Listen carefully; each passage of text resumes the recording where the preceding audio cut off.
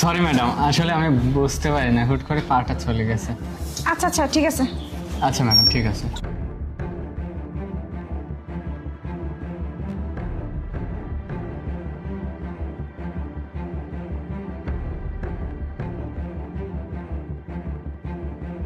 আমি 100% শিওর ওই বাড়িতেই আছে।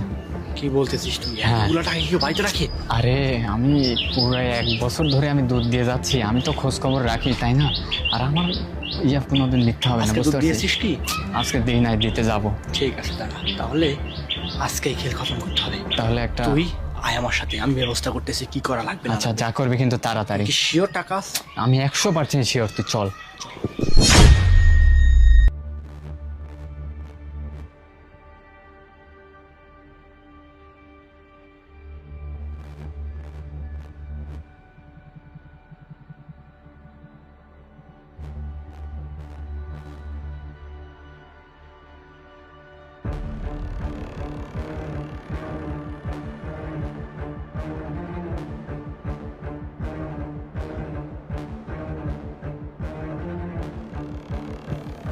কাজ হয়ে গেছে মনে আরে হচ্ছে। কাজ হবে না মানে যেই মেডিসিন দিছি 100% কাজ হতে হবে।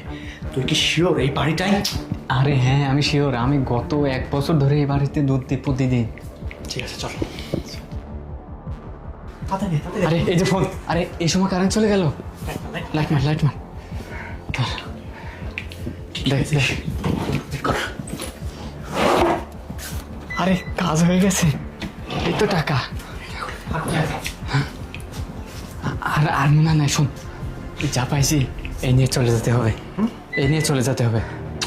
এক কাজ কর, চল বের হই এখান থেকে। হ্যাঁ, তুই ঠিক বলছিস। আরে কি? বাইরে আর তুই আয় তো, তারপর দেখতেছি। শোন, দরজাটা খুলিস না, কারণ তুই এই বাড়িতে দুধ দিস। যদি কেউ হয় তুই কথা বলবি, আমি সাইডে আছি, ঠিক আছে? আচ্ছা ঠিক আছে, চলে এই সাইডে দাঁড়া। স্যার, সালামু আলাইকুম। ওয়ালাইকুম আসসালাম। আরে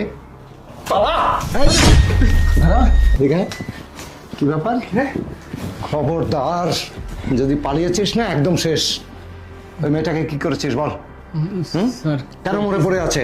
না স্যার, কই কই হ্যাঁ? কিছু না। স্যার ম্যাডাম কিছু হয়নি স্যার, আপনার বউ স্যার কিছু হয়নি তোর হাতে স্যার। টাকা কেন? টাকা স্যার ওই যে মানে ম্যাডামের অসুস্থ হয়ে একদম শেষ করে দেবো।